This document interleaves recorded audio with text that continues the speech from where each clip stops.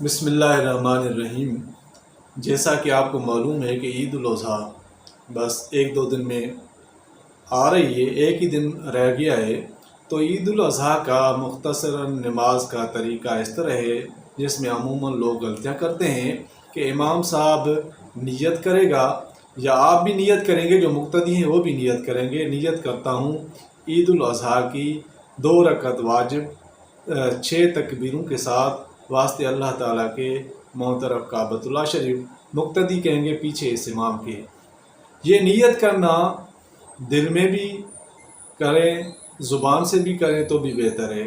اس کے بعد امام صاحب تکبیر کہے گا، اللہ اکبر کہہ کر ہاتھ باندھے گا اور ثنا پڑھے گا، جو نماز میں پڑھی جاتی ہے۔ آپ بھی پڑھیں گے، جو مقتدی ہیں وہ بھی پڑھیں گے۔ اس کے بعد امام صاحب پہلی تکبیر کہے گا اور ہاتھ چھوڑے گا، پھر دوسری تکبیر کہے گا اور ہاتھ چھوڑے گا، اور تیسری تکبیر میں وہ ہاتھ باندھے گا اور قرات کرے گا۔ اسی طرح جیسے نماز میں ہوتی ہے، عموماً الحمد شریف صورت ملائے گا، پھر رکوع اور سجدہ کرے گا۔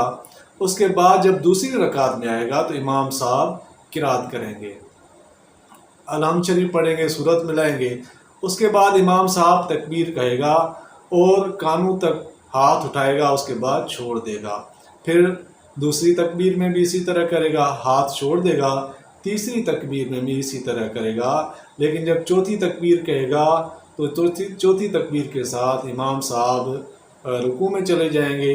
تو اس کے بعد رکوع، سجدہ اور تشہد کے بعد نماز پوری ہو جائے گی اور امام صاحب اٹھ کے خطبہ دیں گے۔ تو یہ مختصر طریقہ ہے جس کو یاد رکھنا بہت ہی ضروری ہے۔